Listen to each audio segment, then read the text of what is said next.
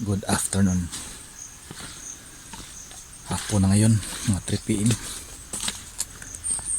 Ako doon ang akong binuhing baboy. Manok dre no, sod.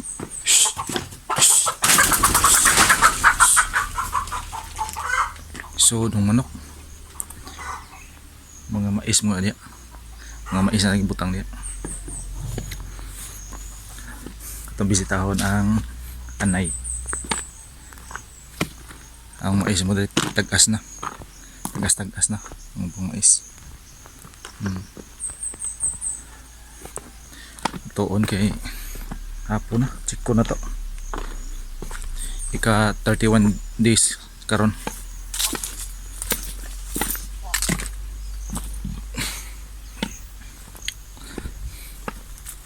Ako may siyang kuha na.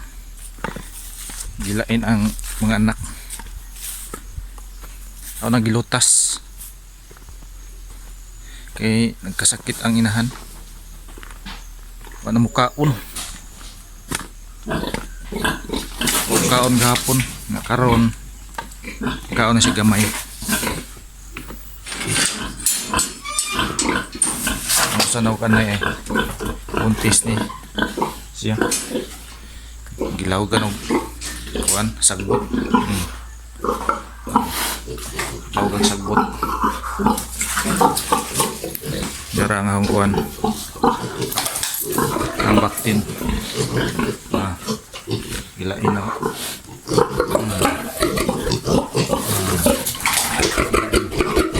Laban ang inahan.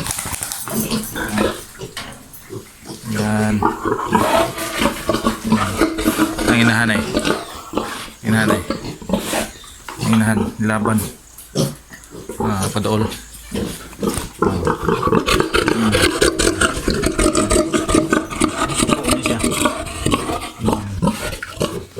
Suko siya. Dulo niya yung anak niya.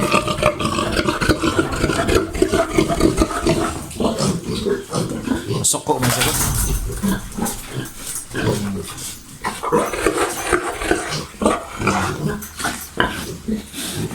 Yang usa na ko dadre. Usak anay. Gidugayp na siya mga anak. Ika 40 plus days siya ron. Pagduda ko murag nanguwag utro. No, ni hubag ang iyang ginatawo niya. Puwa siya.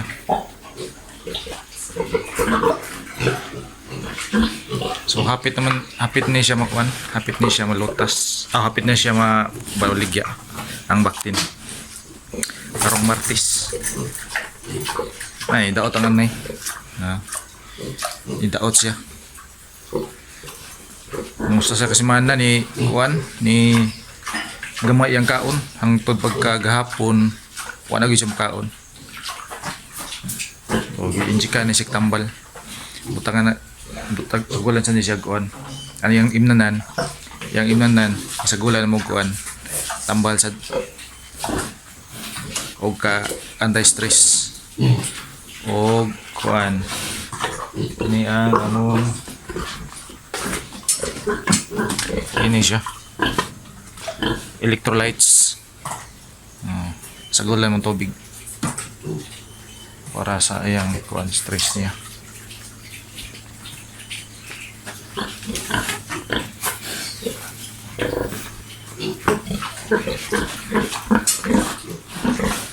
Karon mukaon na siya pagkamay niya pun. Uy mo uli. Guna.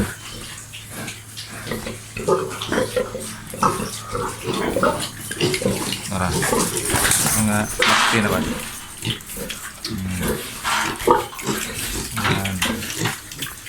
Yan. Igdaan ang kuwan. Igdaan. Bawang to, Tremi. Ano may tubig Ayaw lagi.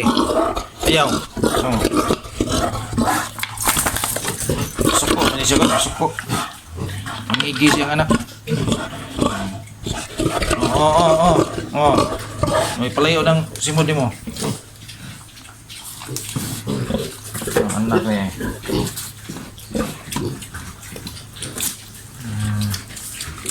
Saman.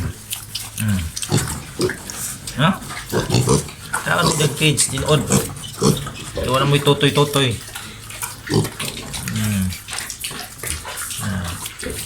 Kawan mo ulit tinood. Yuhanan. Kunanan to feeds. Kunanan siya feeds.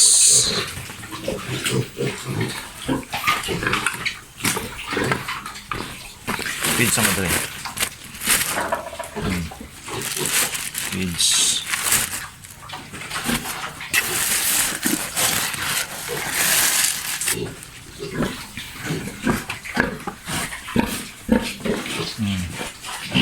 Ang butangan.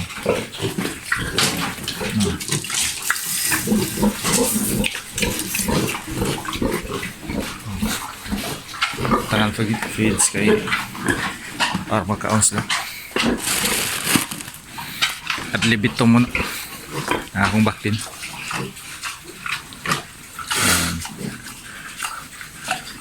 So diha na kutob. Ayaw mo kalimot pag-subscribe sa channel ha. O follow sa akong YouTube, sa akong Facebook. So update ra. Ika 31 days karon. Ika 35 days baligyan ta na. Kwarta na para bayad sa utang. Bye bye.